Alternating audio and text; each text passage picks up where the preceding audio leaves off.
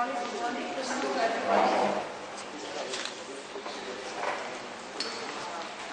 Distinguished heads and directors of think tanks and policy research centers, dear colleagues, it's a true privilege for me to welcome you here in Amman, to this region of which we look into the role of the think tanks in supporting policy dialogue during transitions.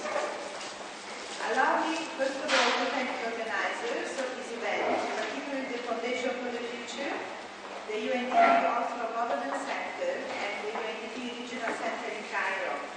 This is a very timely initiative which can make a strategic contribution for a more stable sub-regional landscape.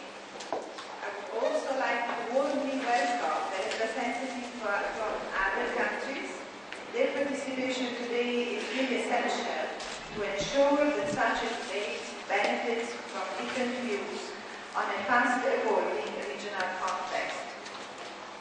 Throughout the Arab states, we are all witnessing a wide social movement and unprecedented changes, which will have an impact for generations to come. We live in an area of transition, in a region particularly characterized by political turmoil, economic instability, and conflicts. Policy dialogue is therefore crucial, and inclusiveness in any aspect of transition is essential. We heard the call for engagement of active civil societies, which want to take part in shaping of the political, social, and economic agenda. Youth more and more wants to be listened to. Several challenges are ahead of us, while encouraging signals should also be acknowledged, such as new elections successfully carried out, and political and constitutional reforms on the right track. Think tanks and policy centers have a tremendous role to play in supporting this transition. Policymakers need evidence-based research to support policy recommendations, which can help set in motion reforms. Think tanks can and should contribute with ideas, expertise, and know-how in influencing new forms of participation and pluralism through pillars of a democratic society. The international community, including the United Nations, should ensure that the mutual dialogue with civil society is open and sustained, and should support accountable governments in their challenging work.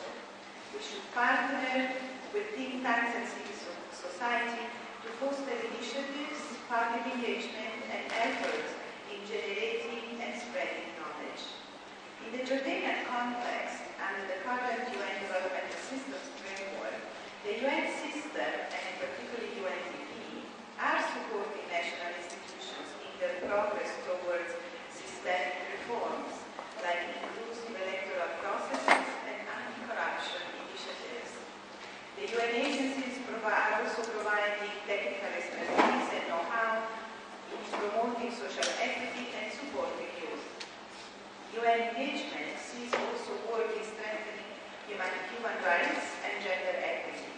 And here I wish to acknowledge the extraordinary work of our partners, and particularly the engagement of women's organizations in Jordan, some of which I represented here today.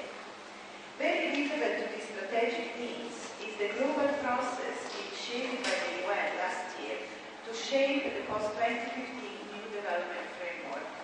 And let me now spend a couple of minutes to illustrate the contribution that Jordan made to this. You might be aware that Jordan is one of the 87 countries globally and 10 in the Arab region that have carried out post-2015 national consultations to influence the future development agenda. Facilitated by the UN country team, a transparent and inclusive mobilization of diverse stakeholder groups has taken place during the past 8 months in urban and rural settings, equally addressing men and women.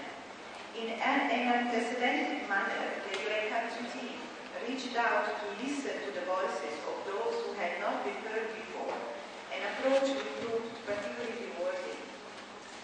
Over 2,500 Jordanians in all governorates engaged with great enthusiasm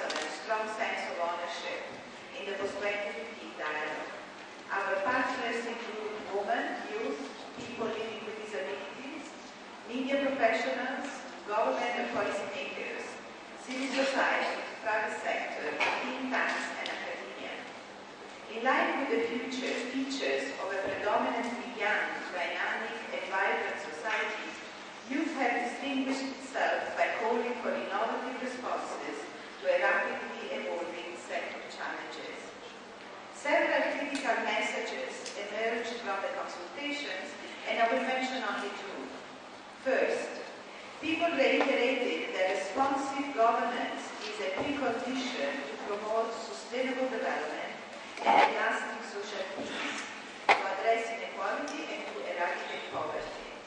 People's expectations on systemic reforms include measures to fight corruption and a robust action to reduce unemployment. Civic engagement was seen as a priority conduit for the promotion of human rights and for the safeguarding of freedom of expression. Second, civil society identified inclusiveness in access to health, education, and employment as an essential aspect to advance the cause of democratic and social reforms.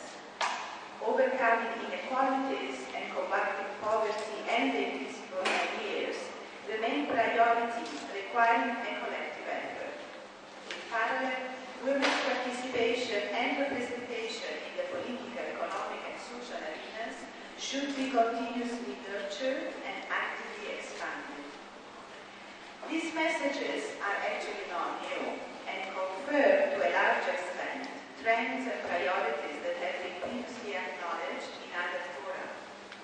They provide, however, a renewed sense of urgency. They constitute a compelling reminder that there is a need for all of us to scale up our effort in the achievement of the world we want. I'm glad that this forum in Amman provides a critical space for continuing this discussion and for promoting tangible action. The forum should remain focused on reality and suggest concrete steps for relevant stakeholders to advance in the path of democratic transformation, which millions of people continue to demand. Let me conclude now by quoting from a very recent speech that UN Secretary General Ban Ki-moon gave on the occasion of the Denver Forum on Democracy, where he addressed a distinguished guest of business and civic leaders, and when he shared his latest views on the post-2015 development agenda, particularly on climate change adaptation.